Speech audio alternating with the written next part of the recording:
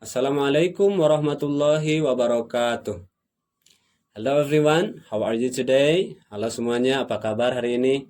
Semoga baik-baik aja ya semuanya. Semoga senantiasa dalam lindungan Allah Subhanahu wa taala.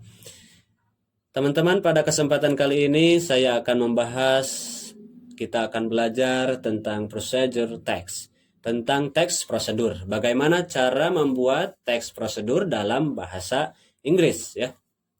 Tentu kita sudah tahu dan pernah dengar, saya yakin, tentang kata prosedur. Ketika kita mendengar kata prosedur, tentu kita ingat dengan langkah-langkah atau tahapan-tahapan atau cara atau tutorial membuat atau menggunakan melakukan sesuatu ya. Nah, kita akan bahas lebih jauh sebenarnya apa itu definisinya prosedur teks. Selanjutnya, definition. The first is definition. What is the definition of procedure text? Procedure text is a text that explains or gives us instruction how to make or use or do something. Prosedur text itu adalah teks yang menjelaskan, explains, or gives us instruction, atau memberi kita arahan bagaimana cara membuat atau menggunakan atau melakukan sesuatu ya. Jadi intinya prosedur teks itu adalah teks yang menjelaskan atau memberikan kita arahan, menolong kita sehingga kita tahu cara membuat atau melakukan sesuatu ya. Contohnya ini ada seorang chef ya yang sedang masak. Tentu masakan itu kan harus mengikuti prosedur atau resep-resepnya. Atau ini gambar yang kedua ada a girl, seorang muslimah ya yang mungkin sedang melakukan tutorial hijab. Jadi ada cara-caranya, ada langkah-langkahnya berhijab pun. Lalu yang ketiga ada gambar seorang mekanik. Ini sebagai contoh aja ya. Nah, ketika dia memperbaiki mobil tentu harus mengikuti prosedurnya. Teksnya itu disebut dengan teks prosedur atau procedure text. Next, we continue to the purpose. What is the purpose of procedure text? Apa tujuan dari kita membuat teks prosedur? Tentu tujuannya adalah to explain or tell the reader how to make, operate, or do something through a sequence of actions or steps. Tujuan dari kita membuat prosedur teks adalah kita menjelaskan atau memberitahu pembaca atau bisa jadi pendengar ya kalau kita bacakan bagaimana cara memakai, menggunakan atau membuat, menggunakan atau mengoperasikan atau melakukan sesuatu melalui rangkaian tahapan kegiatan ya atau rangkaian langkah-langkah. Contoh ini ada gambar orang memperbaiki laptop yang rusak. Bagaimana cara memperbaikinya? Oh, lihat dulu prosedurnya. Bagaimana cara membuka yang benar? Bagaimana cara kalau tergantung kasusnya apa? Kalau begini, cara memperbaikinya begini misalnya. Itu kan harus ada prosedurnya. Jangan sampai kita mengabaikan. Kalau kita tidak ada ilmu, tidak tahu tentang cara memperbaiki laptop, contohnya, tentu bukan malah jadi benar laptopnya, malah tambah rusak ya, terima bongkar tidak terima pasang nantinya. Atau ini gambar yang kedua, kita lihat tentang seseorang yang sedang mengendarai mobil ya. Tentu ada tuh prosedur teks misalnya bagaimana cara mengendarai mobil yang baik, yang benar, yang aman ya. Ya, jangan sampai kita tidak ikuti prosedur cara bagaimana mengendarai mobil di jalan dengan safety ya, dengan aman. Nah, dengan adanya prosedur teks, orang jadi tahu cara melakukan, membuat atau mengoperasikan sesuatu. And we continue to generic structure of procedure text ya. Struktur yang ada dalam prosedur teks itu harus ada 3 unsur. Yang pertama goal ya. Goal itu adalah tujuan. Jadi biasanya tujuan dalam prosedur teks ini langsung jadi judul ya. Misalnya ini how to make a spaghetti ya. Bagaimana cara membuat spaghetti. Atau kita bisa bikin judul prosedur teks yang bertujuan untuk menjelaskan bagaimana cara membuat makanan-makanan yang ada di Indonesia ya untuk kita promosikan ke luar negeri. Misalnya how to make nasi goreng ya, how to make sate, how to make rendang ya kayak gitu. Sehingga kita bisa memperkenalkan kalaulah ada orang barat yang ingin tahu cara buatnya. Ternyata kan makanan-makanan kita juga banyak digemari oleh orang luar ya. Tapi sayang ya, di Indonesia ini terutama anak-anak mudanya justru malah gemar atau seneng makanan-makanan yang luar ya, kegayaan kalau kata orang Sunda. Padahal makanan Indonesia juga menurut mereka enak. Nah, kayak gitu. Nah, contohnya ini kita buat goal atau tujuan how to make misalnya nasi goreng. How to make misalnya kalau di Sunda ada istilahnya lepet, gehu, bala-bala ya. Kan itu nggak ada di Amerika atau di Inggris. Nah, kita perkenalkan kepada mereka. Oke. The second is material or ingredient. Setelah ada tujuan yang jelas, kita mau buat apa atau kita mau melakukan apa ya. Tentu harus ada materialnya atau ingredients, bahan-bahannya atau alat-alatnya, peralatan yang kita butuhkan apa aja. Nah, ini yang keduanya ini harus ada dicantumkan di teks prosedur, harus sedetail mungkin. Contohnya, the material to cook omelette are egg, onion, ya, vegetable oil. Materi untuk atau bahan-bahan untuk membuat omelet adalah telur, bawang, dan sebagainya, ya. Atau misalnya kita buat bagaimana caranya membuat nasi goreng, tentunya harus ada materialnya, nasi ya, minyak, garam, bumbu yang lain dan sebagainya. Atau bagaimana cara melakukan sesuatu ya, bagaimana cara misalnya mengendarai mobil yang benar, how to misalnya, atau bagaimana cara membuat video yang baik dan benar. Nah, ini materialnya harus jelas, harus ada HP-nya, harus ada alat-alatnya, dan sebagainya. And then the third is step. Sesudah ada materialnya, sesudah ada bahan-bahannya, atau bisa equipment-nya, peralatannya. Nah, setelah itu step-nya, tahapan-tahapannya. Harus jelas bagaimana cara membuatnya. Percuma sudah ada bahan-bahannya, tapi ternyata tidak tahu itu bahan-bahan kita mau apakan. Tentu kan jadinya tidak akan jadi apa-apa ya, atau mungkin jadi sesuatu yang lain kalau stepnya atau langkah-langkahnya salah. Makanya di prosedur teks harus juga dijelaskan tahapan-tahapan yang jelas sedetail mungkin. Contohnya ini, first ya, pertama, kedua ya, dari awal tahapan yang pertama, tahapan kedua sampai jadi itu harus diceritakan. First wash the tomatoes ya, kalau di sini contohnya cuci tomatnya, bawangnya, and then the second, kedua, cut the onions, potong-potong atau iris bawangnya menjadi beberapa irisan dan sebagainya ya, dan seterusnya. Kedua, ketiganya silahkan ya, tergantung kita mau buat apa. Jadi intinya dalam prosedur teks itu harus ada 3 unsur, yaitu goal ya, tujuan, yang kedua bahan-bahan, dan yang ketiga tahapan-tahapan itu. Jadi minimal harus ada 3 unsur pokok yang harus ada dalam prosedur teks. Oke, next, selanjutnya kita ke language feature ya. Unsur kebahasaan yang ada dalam prosedur teks. Apa aja? Yang pertama, use adverbial of sequence or using temporal conjunction.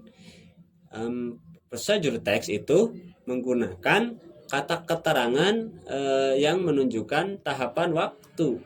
Contoh seperti setelah itu, after that, then, kemudian ya. First yang pertama, next selanjutnya, dan the last yang terakhir. Nah, seperti itu. Atau using temporal conjunction ya. Ya kayak gitulah. First, next, second, third, last ya. Nah, itu harus ada kata-kata atau keterangan yang menunjukkan tahapan ya, atau kata sambung yang menunjukkan runtuyan kegiatan. Okay. The second is use command or imperatives and ends. Menggunakan kalimat perintah, kalimat instruksi ya, instruksional. Kalimat perintah itu dalam bahasa Inggris menggunakan kata kerja pertama yang ditaruh di awal. Contohnya ini, put. Put the noodles on the bowl misalnya. Taruhlah, simpanlah mie-nya di atas atau di dalam mangkuk. Ini cut. Cut itu apa? Potong atau irislah. Cut the onion. Atau ini wash ya. Wash, put, cut itu adalah kata kerja yang menunjukkan perintah. Cirinya ditaruh di awal kalimat. Oke, itu ciri yang kedua. Yang ketiga, using adverbials to express detail the time, place, manner accurate. For example, for 5 minutes, 2 hours, dan seterusnya ya. Jadi menggunakan keterangan untuk mengungkapkan detail waktunya. Jadi waktunya harus jelas, terus tempatnya harus jelas, peralatan yang digunakan atau apa, cara yang akurat yang betul-betul pas itu seperti apa. Karena kalau tidak ada ini keterangan ini nanti bisa salah ya. Contohnya ini ya, for 5 minutes. Misalnya kita merebus mie ya, bikin mie rebus, bikin mie Indomie. Kesukaan ya semuanya misalnya kan kalau mie itu. Nah, tentunya kalau ada orang yang belum tahu misalnya berapa lama merebusnya, di sana ditulisnya rebuslah mie ini misalnya. Masukkan mie-nya ke dalam air panas lalu rebus. Tidak dijelaskan bagaimana atau berapa lama merebusnya.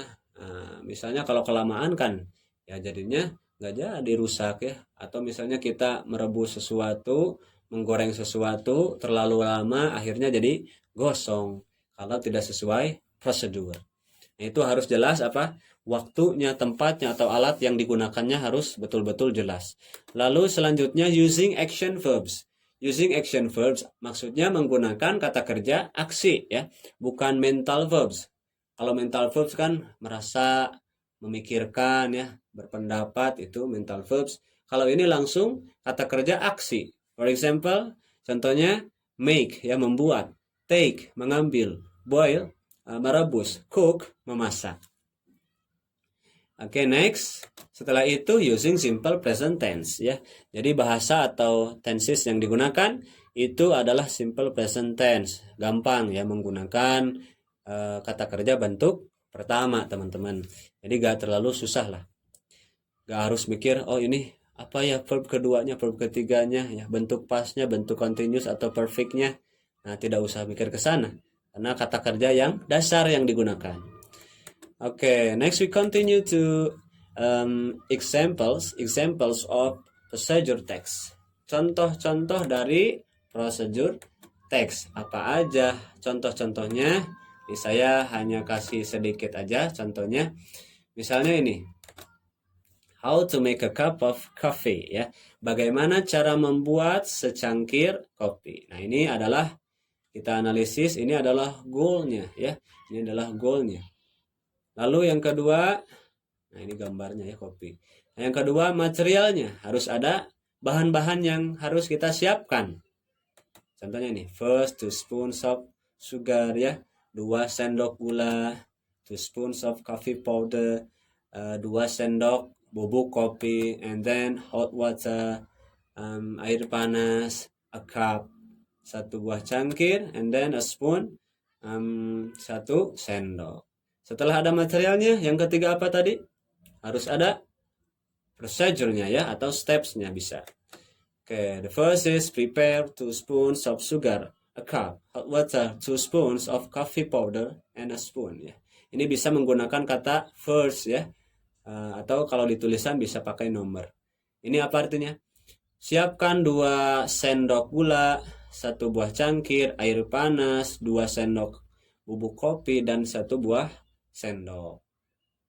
And the second, put. Nah, ini kan tadi apa language feature-nya ini menggunakan kata kerja instruksi ya, kata kerja perintah, kalimat perintah ini. Prepare, put ya, ditaruh di depan. Put 2 spoons of coffee powder into a cup. Simpanlah atau masukkan 2 sendok bubuk kopi ke dalam cangkir. Lalu yang ketiga, the third is pour some hot water into a cup. Tuangkan air panas ke dalam cangkir ya. Dan yang keempat, add 2 spoons of sugar into a cup of coffee. Tambahkan 2 sendok gula ke dalam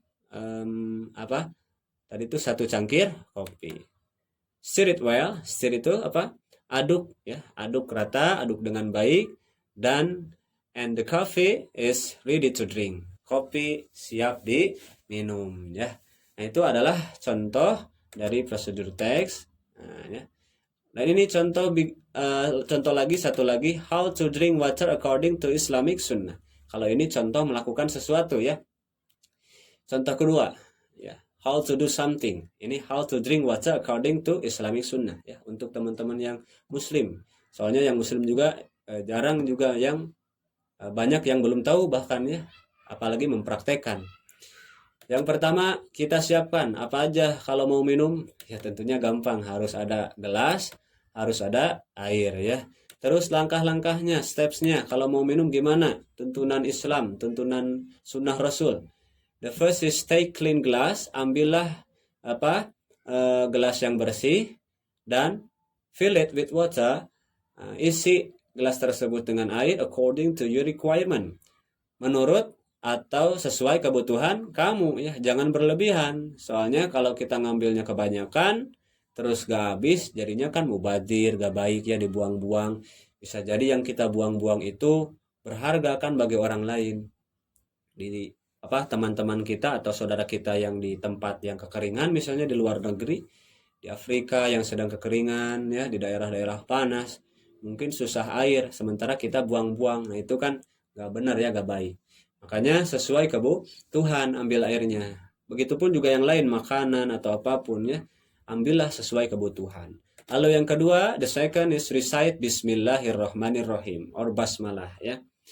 Lalu yang ketiga ya, setelah kita baca bismillah ya, sambil memegang gelas dengan tangan kanan, hold the glass and drink water with the right hand.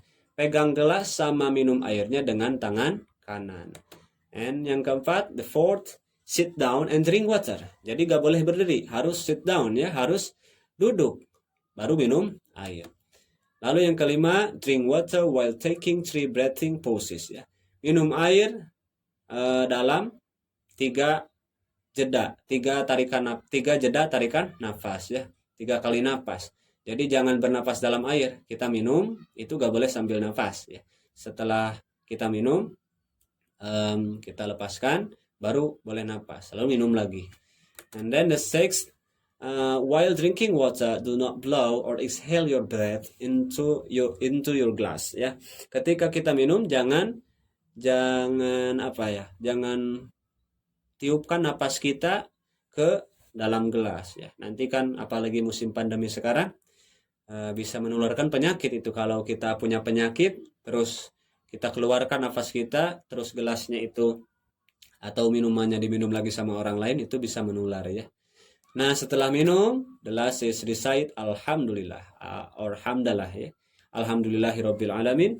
After drinking, setelah minum kita baca alhamdulillah. Alhamdulillah juga materinya udah selesai. Semoga yang saya sampaikan ini bermanfaat. Mohon maaf kepada para master atau para guru sekalian bila ada kata-kata saya atau ucapan saya yang salah, karena sama saya juga masih belajar ya. Sekali lagi semoga bermanfaat. Akhirul kalam, the last I say wassalamualaikum warahmatullahi wabarakatuh.